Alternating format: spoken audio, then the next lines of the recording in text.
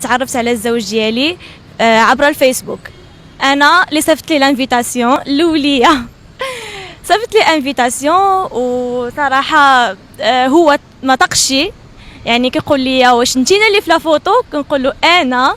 واخا هكاك قال لي ضروري خاصني نعمل معاك ابل فيديو. المهم عملنا ابل فيديو بحال كاع لي كوبل وداك الشيء، وطاق واخا بقى فيه شويه الشك. المهم صراحه انا عجبني بزاف صراحه. انا كنصح اي بنت تاجوتي اي واحد عجبها، حيت صراحه ما كاينش ديك القضيه ديال لا حشومه ولا لا انا ما نرضاش ولا لا. يعني كان صراحه هادشي انا ما فكرتش فيه، عجبني درت لي اجوتي بوين فينال. وصراحه ودابا عندنا بنيته عندها 2 و3 شهور، يعني 5 سنين الزواج زائد 7 سنين المعرفه. 7 سنين حنا كنعرفوا بعضياتنا و5 سنين الزواج.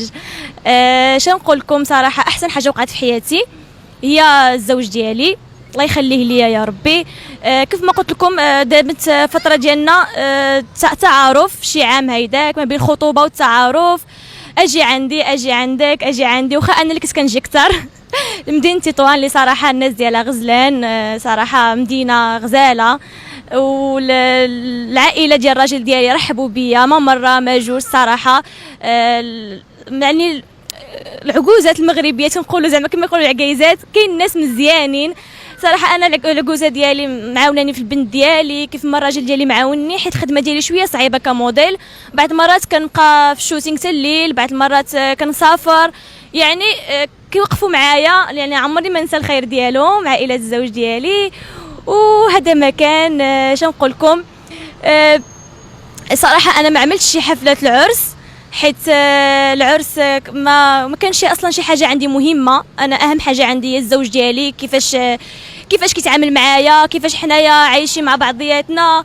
صافي هادشي اللي كيهمني، ما كيهمنيش العرس نهائيا. عملنا حفله صغيره غير باش يعني نشهروا الزواج ديالنا وصافي. هادشي ما كان. وصراحه كنتمنى اي بنت اللي شفتت شي علاقه او لا ما لقاتش الحب في شي بلاصه، ما تفقديش الامل مره مره مره مره. طالما النيه ديالك مزيانه، وطالما انتيا من الداخل ديالك مزيانه، تقلبي على الحب، قلبي عليه قد ما طال الزمان 70 سنه 80 سنه وتعيشي غير عام واحد مع داك اللي كتبغيه، راه شي حاجه رائعه جدا. والله العظيم كنقول لكم كنحكي لكم القصه ديالي من كل قلبي. واخا صراحه انا في الاول الزواج ديالي بدينا من الزيرو، والحاجه اللي ما تقبلهاش بزاف الناس من العائله ديالي. اول حاجه لقيت صعوبات باش تقبلوا الزواج تاعي، لان بدينا من الزيرو. انتم كتعرفوا اي عائله كتبغي البنت يكون راجل يعني خدام بالدار بكل شيء واجد. انا العائله ديالي في الاول ما تقبلتش، بحق دابا الحمد لله فاش عرفت انا الراجل ديالي راجل معايا، راجل ونص. يعني وقف معايا ساندني، دخلت الدومين ديال الموديل وتقبلني، قال لي يعني انا تقبلت الخدمه ديالك مادام هادشي اللي عاجبك الا انا موافق عليه. وشجعني لدرجه انني دابا عندي متابعين في باجي على انستغرام، كنعمل لي بوبليسيتي، كنعمل يعني بزاف د الحوايج. هادشي اللي بغيت نقول لكم، يعني بغيو بعضياتكم قدر الامكان. وصراحه كنتمنى القصه ديالي تاخذوا منها عبره انه ما يمكنش تقولي لا انا ما نقولش لو كنبغيك، او لا خص ضروري يكون خدام وبدارو واجد عاد نتزوجوا. يعني المهم بزاف د الحوايج خصكم تاخذوهم من هذه القصه. انا صيفط راجل انفيتاسيون، انني انا اللي جيت لعنده اول مره، انا اللي جيت لعنده.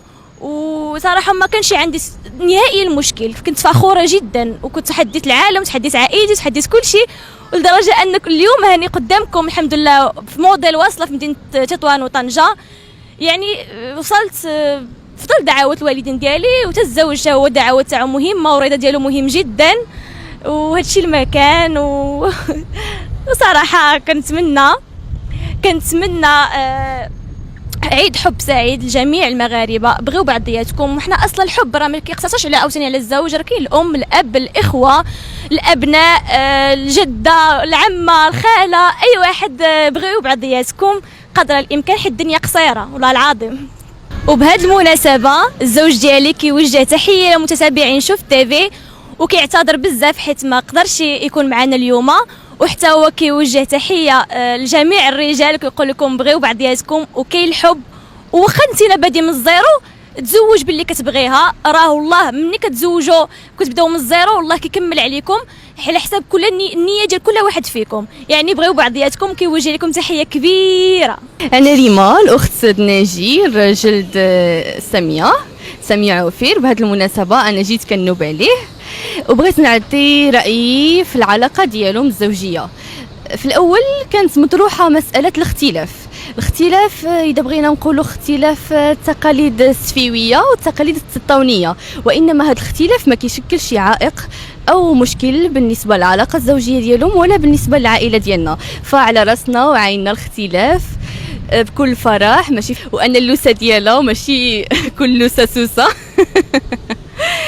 وكنشجعوها. هي دابا عندها مسار موديل وكتعمل اعلانات تبارك الله عليها، موفقه وحققت قاعده جماهيريه في تطوان، والزوج ديالها كيشجعها، وحنا عائلته اللي عندها هنايا والعائله ديالها كنشجعوها. كنتمنوا لها كل التوفيق وربي يخليهم بعطياتهم ويزيد في المحبه.